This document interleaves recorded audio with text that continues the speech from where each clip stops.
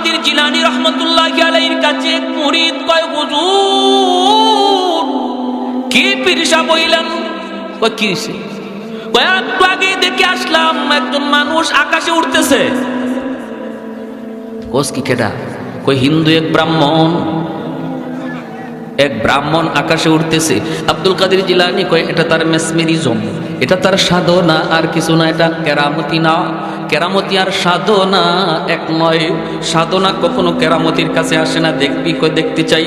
আব্দুল কাদের জিলানী জুতা ছাইরা দিছেন আর জুতারে বলতেছেন তুই আকাশে উড়বি, ওইরা ওই ভণ্ডরে ফিটায়া ফিটায়া জমিনে লামাইবি। কি ভাই,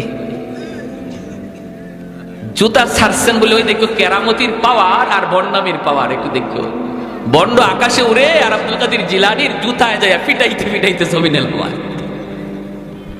এজন্য অবাক কিছু দেখলে, অবাক কিছু শুনলেই কারোর প্রতি দুর্বল হওয়া যাবে না। আগে বুঝতে হবে সে খাঁটি না ভণ্ড। কেমনে বুঝবো? কয় আলেমের কাছ থেকে জানবো। কার কাছ থেকে জানবো? নিজে নিজে না, আলেমের কাছ থেকে, উলামায়ে কেরামের কাছ থেকে। আলাইকুম বিমুজালাসাতিল উলামা ওয়া ইসতিমাই কালামিল হুকামা فإن الله تعالى يحيي القلب الميت بنور الحكمة كما يحيي الأرض الميتة بوابل المطر। নবী বলেন শেষ জামানায় ইমানের ডাকাত, বহুরূপী ইমানের ডাকাত তোমার পিছনে পিছনে ঘুরবে। তোমার লেবাস পরে পরে ইমানের ডাকাত তোমার পিছনে ঘুরবে। তোমার আত্মীয় সেজে ইমানের ডাকাত তোমার পিছনে ঘুরবে। কারণ একজন মুমিনের সবচেয়ে বড় দৌলত হলো দৌলতে ইমান।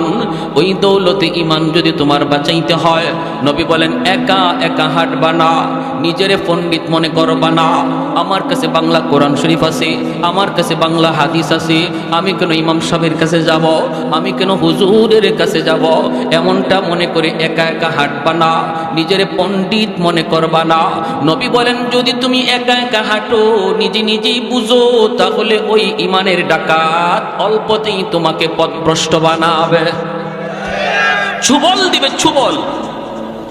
আর যখনই দেখবে তোমার সম্পর্ক ইমাম সাহেবের সাথে, সম্পর্ক এলাকার আলিম উলামার সাথে, সম্পর্ক মাদ্রাসার সাথে, সম্পর্ক মুফতি মুহাদ্দিস সাহেবের সাথে, তখনই ডাকাত মনে মনে ভাববে না না ওর কাছে যাওয়া যাবে না, যা কোনো লাভ হবে না।